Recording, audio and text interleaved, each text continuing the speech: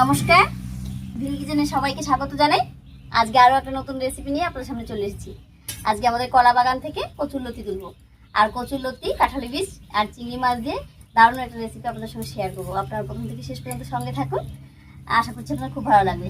আর দেখতেই পাচ্ছেন, বর্ষার দিন আমাদের রান্নাঘরের অবস্থা খুবই খারাপ হয়ে যায়। তো প্রত্যেক দিন একটু লেপে পরিষ্কার না করলে আর রান্না করা যায় না। আমাদের এখানে তো গরম না পড়ার আগে কিন্তু বর্ষা চলে আসে, আর সারা 6 মাস ধরেই বর্ষা চলে। তো এই প্রত্যেক দিন এগুলো পরিষ্কার করতে হয়, তারপরে রান্নাটা করতে হয়। যাই হোক, হয়েই গেছে। তারপরে কচুরলতিটা তুলে নিয়ে আসবো।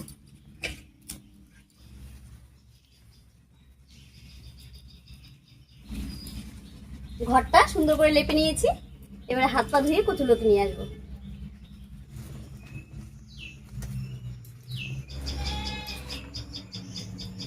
এই দেখুন আমাদের কচু গাছগুলো কত বড় বড় হয়েছে, আর এই কচু গাছেরই কিন্তু লতি হয়েছে। এখান থেকে কয়েকটি লতি তুলে নেব। এই দেখুন লতিগুলো কত সুন্দর মোটা মোটা একবারে।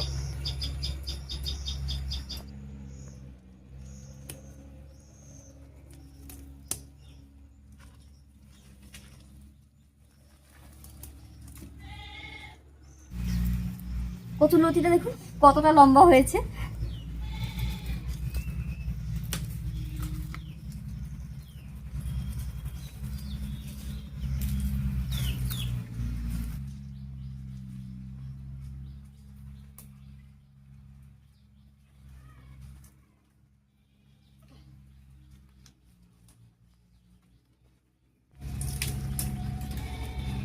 বেশ অনেকগুলোই তুলে নিয়েছি, আর এই দিয়ে হয়ে যাবে। এবারে গিয়ে বেছে নিচ্ছি।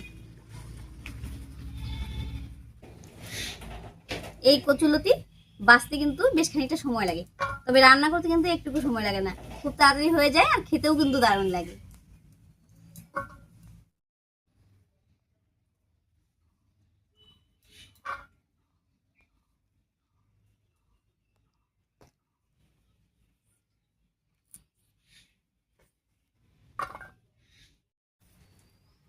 এই কচুরলতি যে কোনো রান্নাই কিন্তু আমার শ্বশুরমশাই খেতে খুব পছন্দ করে। আসলে নরম হয়, আর খেতেও কিন্তু সুবিধা হয়, খুব তাড়াতাড়ি চলে যায় গলা দিয়ে। তো ভেন্ডির যে কোনো রেসিপি বা এই লতির রেসিপি আমার শ্বশুরমশাই খুব পছন্দ করে খেতে।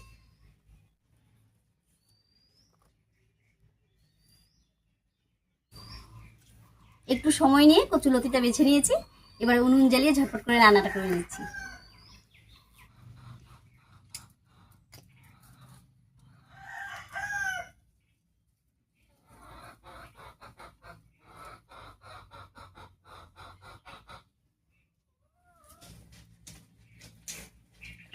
উনুন জ্বালিয়ে কড়াই বসিয়ে দিয়েছি, এবারে কড়াইয়ে জল দিয়ে কচুরলতিটা একটু ভাপিয়ে নেব।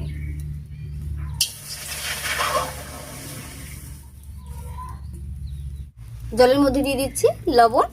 এবার কচুরলতিটা দেবো, আর কচুরলতিটা কিন্তু আমি পরিষ্কার করে ধুয়ে নিয়েছি।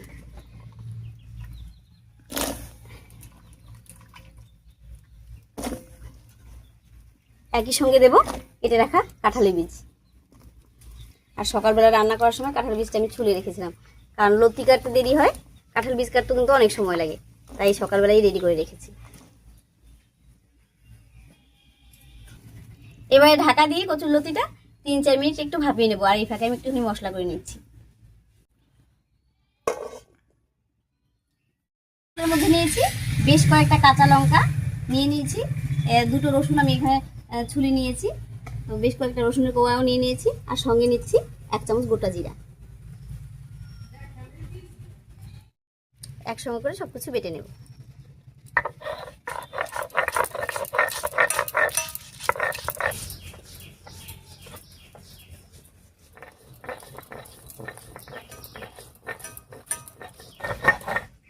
মশলাটা খুব সুন্দর করে বেটে নিলাম, এবারে নামিয়ে নিচ্ছি। তবে চিংড়ি মাছ দিয়ে রান্না করবো বলে কিন্তু মশলাটা খুব সুন্দর করে বেটেছি, আর যদি শুটকি মাছ দিয়ে রান্না করতাম তাহলে কিন্তু রসুন আর কাঁচা লঙ্কাটা আদা বাটা করে নিলেই হতো।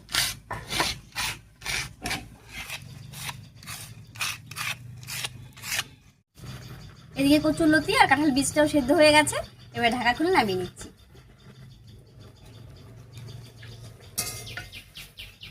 একবার জলটা ছেঁকে নিচ্ছি।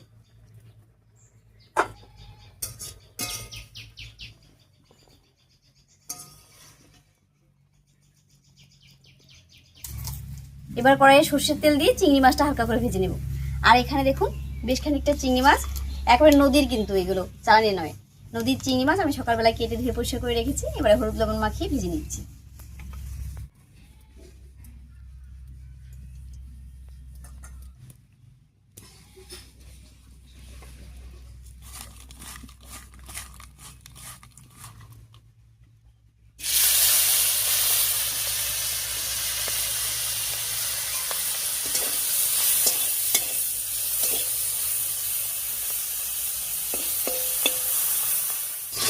চিংড়ি মাছগুলো হালকা করে ভেজে নিয়েছি, এবারে নামিয়ে নিচ্ছি। আর এই চিংড়ি মাছগুলো নদীর বলে দেখুন দেখতে কত সুন্দর হয়েছে, একেবারে লাল।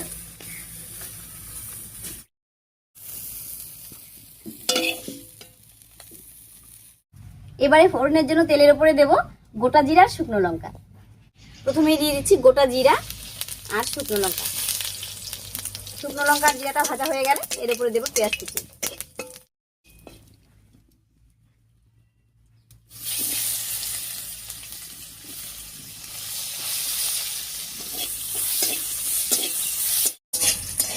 ফোড়নের উপরে পেঁয়াজটা দিয়ে বেশ লাল লাল করে ভেজে নিয়েছি।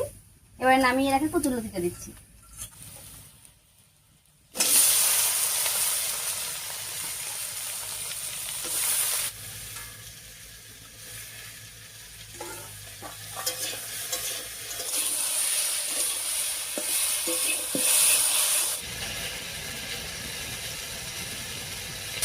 এবার দিয়ে দিচ্ছি একটুখানি লবণ আর দিয়ে দিচ্ছি একটুখানি হলুদ।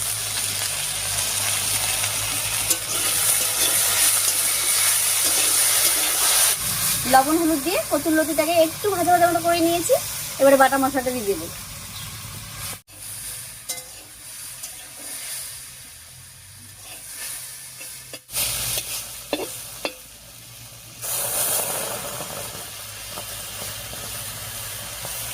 এর উপরে দিয়ে দিচ্ছি একটুখানি সরষের তেল।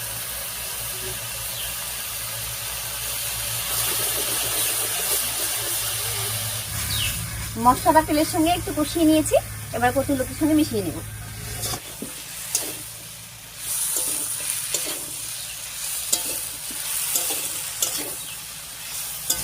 মশলাটা দিয়ে লতির সঙ্গে খুব ভালো করে কষিয়ে নিয়েছি। এবার একটুখানি জল দেব।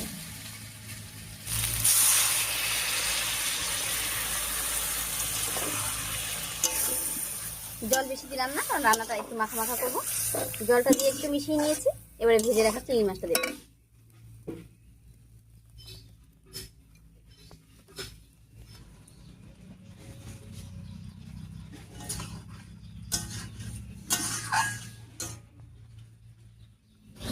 চিংড়ি মাছটা দিয়ে একটু নাড়িয়ে নিয়েছি। এবার এর মধ্যে দিয়ে দিচ্ছি কয়েকটা চেরা কাঁচা লঙ্কা।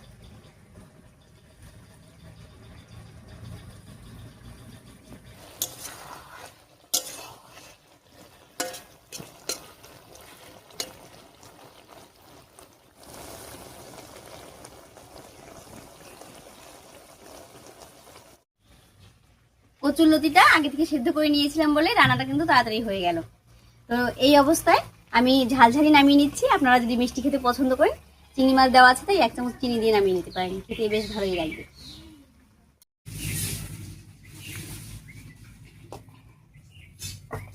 কচুরলতিটা নামিয়ে নিলাম। এবার কিছুক্ষণ ঢাকা দিয়ে রাখবো।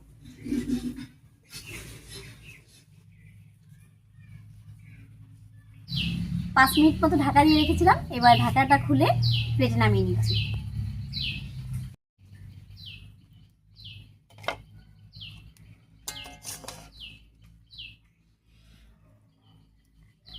দেখুন রান্নাটা দেখতে কত সুন্দর হয়েছে। আর গরম গরম ভাতের সঙ্গে কিন্তু এরকম কচুরলতি রান্না, যে কোনো রান্না মেখে খেতে দারুণ লাগে।